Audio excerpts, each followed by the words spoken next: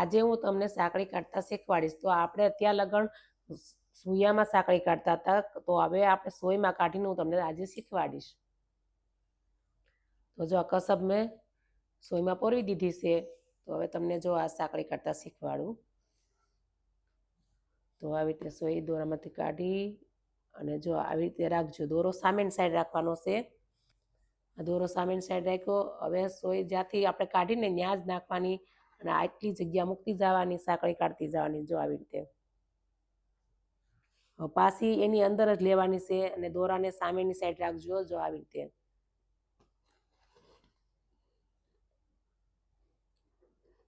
જો આવી સાંકળી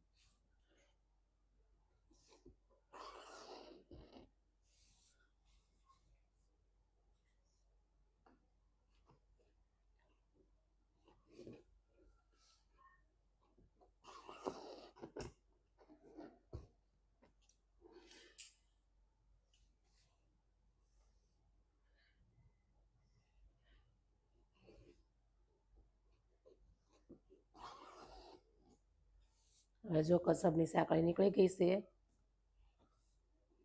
હવે આપણે દોરામાં કાઢશું સાંકળી આગલા વિડીયોમાં.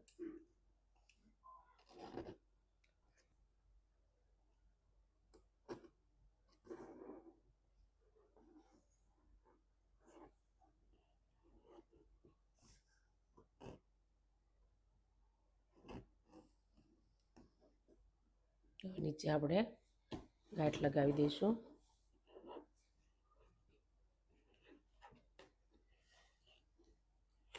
થઈ ગઈ આપણી સાંકળી. હવે આપણે રેશમમાં સાંકળી કરવાની છે. તો મેં જો સોયમાં પોરવી લીધો છે દોરો અને આ બેલની રીલ છે.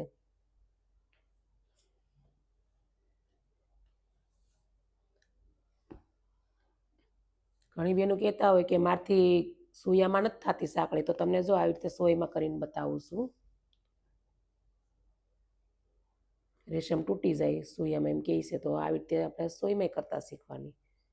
તો જો મેં દોરો પોરવી અને લીધો, એની અંદર જ સામેની સાઈડ રાખજો દોરો, એટલે સાંકળી થાય. જુઓ, હા સામેની સાઈડ દોરો છે, પણ અંદર નાખી અને આવી રીતે સાંકળી લેવાની દોરાને. જો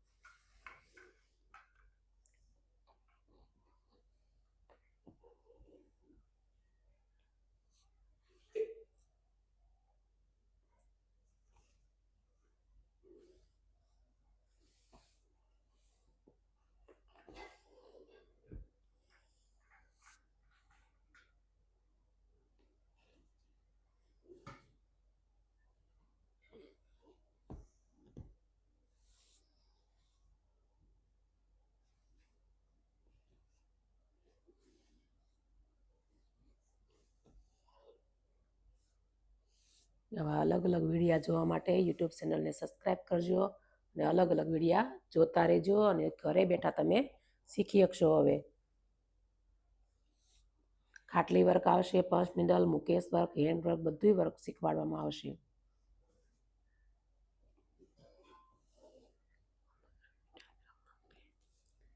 ને અમારું ઇન્સ્ટાગ્રામમાં પેજ છે ફેરા ખાટલી વર્ક.